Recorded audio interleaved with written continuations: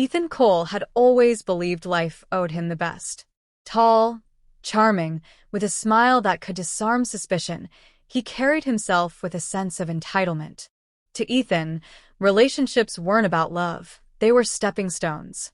Each partner needed to offer something greater than the last: beauty, money, or status. When he met Clara Whitmore, she seemed like perfection. Graceful, soft-spoken, and with an elegance that radiated quietly, she intrigued him. What Ethan didn't know was that Clara came from one of the wealthiest families in New York. Her father, a powerful steel magnate, was worth hundreds of millions. But Clara never flaunted her privilege. She wore simple clothes, volunteered in children's hospitals, and chose to live in a modest apartment instead of her family's lavish estate. Ethan believed he was doing Clara a favor by being with her. Clara, on the other hand, thought she had finally found love. Ethan's bold confidence seemed to balance her gentle warmth. Within a year, they were married in an intimate ceremony. Clara preferred closeness over extravagance, something her family respected but Ethan secretly resented. He had dreamed of a grand affair with champagne fountains and glittering chandeliers, the kind of wedding that screamed, "Look at me." Instead, he got a quiet, understated union just like Clara. For a time, their marriage appeared ordinary. Ethan pursued real estate ventures, always chasing the next big deal. Clara continued her hospital volunteer work. But Ethan grew restless. His career wasn't thriving the way he imagined. He wasn't wealthy. He wasn't admired. He was just another man working a 9 to 5, while his wife wasted time with children who couldn't pay a dime. "You could at least do something useful," Ethan snapped one evening when Clara returned home late after volunteering. "We need money, Clara. I can't keep doing everything myself." Clara lowered her gaze. "I thought you wanted me to do what I love.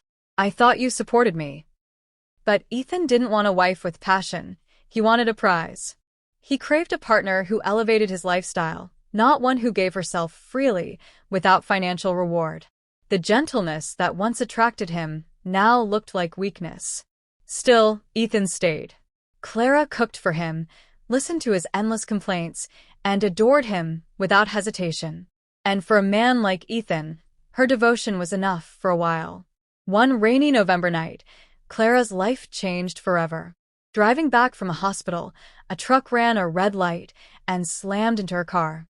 The impact crumpled metal around her body, trapping her inside. She survived, but not without consequences.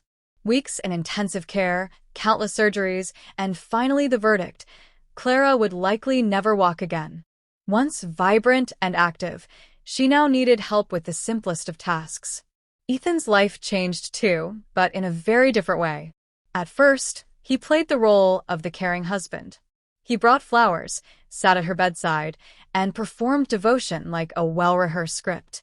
But beneath the mask, resentment grew. He despised the antiseptic smell of hospitals, the sound of Clara's muffled sobs at night, and the pitying looks people gave him, the husband of the cripple. By the time Clara returned home, Ethan had already detached. He didn't see his wife anymore. He saw a burden. It began subtly. He disappeared for hours without telling her where he went. He refused the meals she painstakingly prepared, preferring takeout. His excuses for avoiding her were flimsy. "I'm busy. I'm tired. I need space." Clara noticed. One night, she waited at the table until he finally came home, smelling faintly of perfume. "Where were you?" she asked gently. He smirked. "Don't start. You wouldn't understand." Her heart cracked, but she didn't fight. Instead, she prayed the man she loved would return.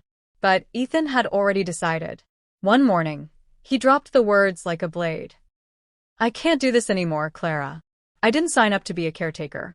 You're not the woman I married." Tears welled in her eyes. "Ethan, I'm still me. I need you now more than ever." He scoffed. "I need a wife, not a patient. I'm done." And with that, Ethan packed a suitcase and walked out, slamming the door behind him.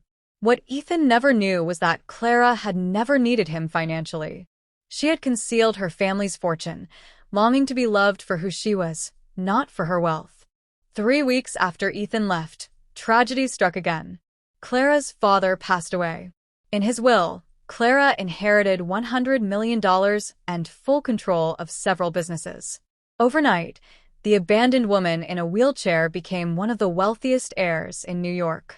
Though grief weighed heavy, Clara made a choice. She would no longer live in weakness.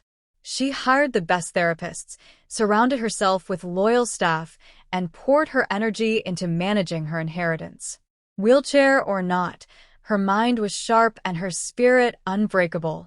She became known not as the crippled widow, but as the visionary who expanded her father's empire with grace and brilliance. Meanwhile, Ethan's new life was far from the glamorous future he imagined. He had moved in with Tessa, a young bartender he had been secretly seeing. At first, it was thrilling, freedom, passion, and no responsibilities. But reality soon crept in. Tessa wasn't wealthy. Bills piled up. Ethan's career stagnated. One night, scrolling through his phone, Ethan froze. On the front page, Clara Whitmore inherits $100 million, expands family legacy. His glass slipped from his hand, shattering on the floor. "No," he whispered. He read the article 3 times, each word cutting deeper. Clara, the woman he abandoned, was now richer than he had ever dreamed. Worse, the article praised her resilience, her strength, her brilliance. Photographs showed her at galas, boardrooms, radiant and confident despite her wheelchair. She was admired, respected, powerful. And Ethan? He was nothing. Desperate, weeks later, he appeared at Clara's mansion. Guards at the gates refused him until he begged, calling himself her husband. When Clara finally agreed, Ethan entered the grand hall, stripped of arrogance, clinging to desperation. She sat poised in her chair, draped in elegance, every inch the powerful heiress she had become. "Clara," he breathed, forcing a smile. I've missed you." Her gaze was cold. "Did you miss me, or my money?" He flinched but pressed on. "I made a mistake. I was scared. I didn't know how to handle it. But I love you. I want us back." Clara let the silence linger. Then her voice cut like steel. "When I needed you most, you left. You made me feel less than human. Do you think money erases that?" "Please," Ethan begged, collapsing to his knees. "Give me another chance." Clara leaned forward. "You taught me the value of strength, Ethan. But you also showed me the poison of weakness, the kind that runs from love when it's difficult. You left me broken. Now I leave you empty." With a wave of her hand, security escorted him out. Ethan's life unraveled quickly. Tessa left once she discovered he was broke. His career collapsed, ruined by his reputation. The world moved on, but Ethan remained haunted by the image of Clara, radiant, untouchable, everything he had thrown away. Years later, in a dingy bar, Ethan saw Clara again, this time on television. She was being honored for her philanthropy, donating millions to children's hospitals, the very places she once served quietly as a volunteer. The crowd rose in a standing ovation. Her smile lit up the screen.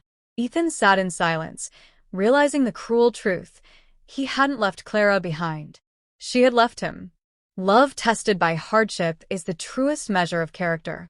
Ethan failed that test, blinded by selfishness and greed. Clara, though broken in body, rose stronger in spirit, proving that true wealth lies in resilience, a treasure no one can ever strip away.